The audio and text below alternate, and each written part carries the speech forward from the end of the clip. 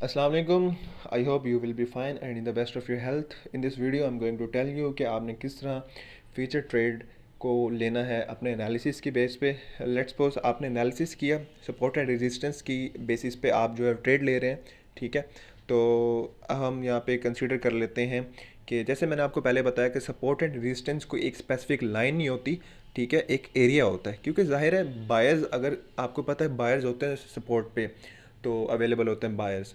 तो क्योंकि बायर्स जो है सपोर्ट के ऊपर, सपोर्ट पे जैसे मार्केट आती है सपोर्ट एरिया में, तो वहाँ से मार्केट को ऊपर लेके जाते हैं। ये सपोर्ट एरिया है, तो यहाँ से मार्केट को बायर्स ऊपर लेके चले गए। लेकिन सपोर्ट एरिया में ये नहीं कि सिर्फ एक ही जगह पे सारे बायर बैठे होंगे, एक एरिया होता है, इसमें डिफरेंट जगहों पे बायर बैठे हो सकते हैं, ठीक है। तो जो पहले बाय कर लेते हैं, ज़ाहिर है वो कुछ रिस्क लेने के लिए तैयार होते हैं। जो नीचे बाय करते हैं पूरी कंफर्मेशन पे, ठीक है, तो वो थोड़ा सा रिस्क से अवॉइड करते हैं, तो पूरी कंफर्मेशन के बाद ही बाइंग करते हैं। तो अब देख लेते हैं यहाँ पे, जैसे फॉर एग्जांपल ये मार्केट आई अपने इधर सपोर्ट के ऊपर, और यहाँ से ये ऊपर गई, इसने यहाँ पे एक कैंडल बनाई, लेट्स सपोज, ठीक है। 830 11.830 रेट था, ठीक है। और आपने जो है यहाँ से लॉन्ग की ट्रेड ले ली, ठीक है। तो इसी तरह ये जैसे मार्केट आएगी ना नीचे, ये यहाँ से आप देख सकते हैं ये मार्केट अब अपनी रेजिस्टेंस पे यहाँ से नीचे आएगी, ठीक है। इस एरिया में आएगी अपने स्पेसिफिक सपोर्ट के एरिया पे, यहाँ से ऊपर जाएगी, ठीक है। यहाँ लेट्स सपोज इस एरिया से ऊपर इसने अपनी जो है एक कंफर्मेशन की कैंडल बनाई, ठीक है।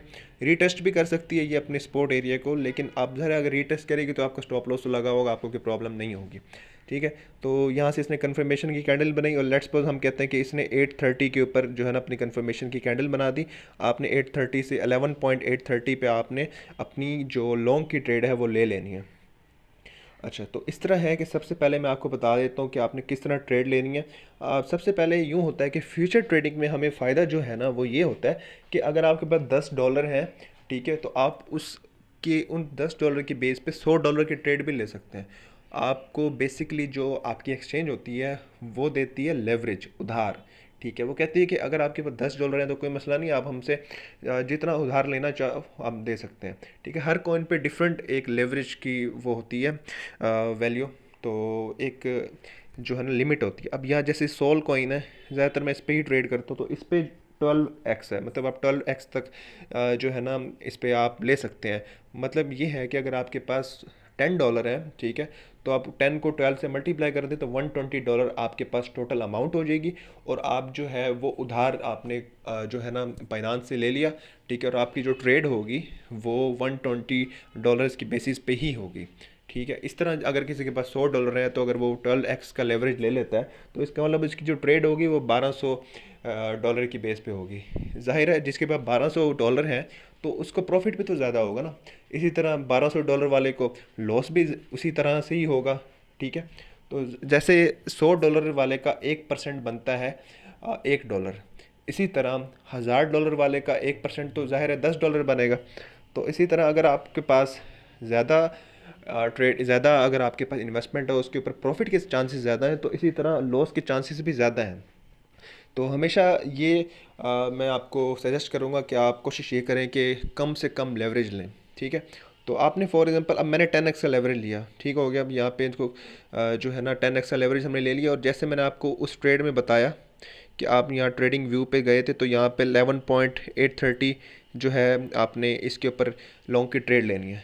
तो सिंपली आप यहाँ पे इस जगह पे 11.830 लिख देंगे, ठीक है। और आपने रिस्क मैनेजमेंट करनी है सबसे पहले कि मैंने जहाँ पे स्टॉप लॉस लगाना है, मेरा कितना वहाँ पे लॉस हो रहा है, ठीक है। तो उस वो आपको मैंने रिस्क मैनेजमेंट की ऑलरेडी वीडियो बना के दी हुई है, आप उसके ऊपर देखें, ठीक है। उसके लिहाज से आप देखें कि आपने कितनी इन्वेस्टमेंट करनी है, ठीक है। तो फॉर एग्ज़ाम्पल मैंने जो है ना रिस्क मैनेजमेंट की बेसिस पे जो इन्वेस्टमेंट की वैल्यू निकाली थी वो निकाली थी तकरीबन $16, 16 या आप $17 कर लें, ठीक है। तो यहाँ पे मैंने अपनी वो बाइंग प्राइस लिखी, ठीक है। यहाँ पे मैंने लेवरेज लिया, ठीक है, इसको कंफर्म किया, यहाँ पे लिमिट रहने देनी है, ठीक है। तो इसके बाद मैंने यहाँ पे सेलेक्ट किए कि कितने यूएसडीटी, या कॉस्ट वाली जगह पे लिखा हुआ आ रहा होगा कि कितने यूएसडीटी की आप ट्रेड ले रहे हैं, ठीक है। तो आपने यहाँ पे इसको बाय पे क्लिक कर दिया। तो यहाँ पे जैसे ही जो है आपकी ये मार्केट इस प्राइस पे आएगी 11.830 पे, तो आपका ये ऑर्डर जो है ये हिट हो जाएगा और आपकी यहाँ पे पोजीशन शो हो जाएगी कि आपको कितना प्रॉफिट हो रहा है और कितना लॉस हो रहा है। अभी तो 12.367 पे है। हमारी जो ट्रेड एग्जीक्यूट होगी, हमारा जो ऑर्डर एग्जीक्यूट होगा वो 11.830 पे होगा, ठीक है। उसके बाद हमारी ट्रेड स्टार्ट हो जाएगी। अभी हमारा क्योंकि इस प्राइस पे मार्केट आई नहीं है, तो हमारे यहाँ से हमारी जो ट्रेड है वो एग्जीक्यूट नहीं हुई। तो ये था आपको बेसिकली बताने का मकसद। असल में अगर हम एनालिसिस के बारे में बताते हैं, स्ट्रेटजीज़ के बारे में बताते हैं कि किस तरह आपने ट्रेड में एनालिसिस करना है किसी ट्रेड को लेने के लिए, तो मैंने सोचा कि सबसे पहले वैसे ये मुझे बनानी चाहिए थी, लेकिन कोई मसला नहीं है। तो आपको ये भी पता होना चाहिए कि बेसिकली फ्यूचर ट्रेड लेते किस तरह है, ठीक है। इसी तरह अगर फॉर एग्जांपल आपको किसी ने कहा कि आपने 11.830 से मार्केट को शॉर्ट कर देना है, तो सेम इट इज़ आपने यूँ करना है कि सेल पे आ जाना है, और सेल पे आपने जो है ना यहाँ पे वही सेम अपने यहाँ प्राइस लिखनी है, कितने डॉलर लगाने हैं रिस्क मैनेजमेंट के लिहाज से वो सिलेक्ट करना है। कॉस्ट में आपको डॉलर शो हो रहे होंगे कितने डॉलर लगाने हैं, और यहाँ पे इसको सेल पे क्लिक कर देना है, ठीक है। तो आपकी सेल की ट्रेड लग जाएगी। तो आई होप ये आपको वीडियो अच्छी लगी होगी, आपके लिए हेल्पफुल रही होगी अगर आप फ्यूचर ट्रेडिंग करना चाहते हैं। तो बाकी मज़ीद अगर आप कोई क्वेश्चन पूछना चाहते हैं तो आप कमेंट कर सकते हैं, ठीक है। मैं आपके सवालात का जवाब दूंगा। और अगर मज़ीद आप इस तरह की वीडियोस देखना चाहते हैं और आपको लगता है कि ये इस तरह की वीडियो आपके लिए हेल्पफुल साबित हो रही हैं, तो आप मुझे अप्रिशिएट ज़रूर कीजिएगा कमेंट्स में, और ताकि मैं इस तरह की वीडियोस बनाता रहूँ और आपके लिए ये फ़ायदेमंद साबित होती रहें। Thank you so much.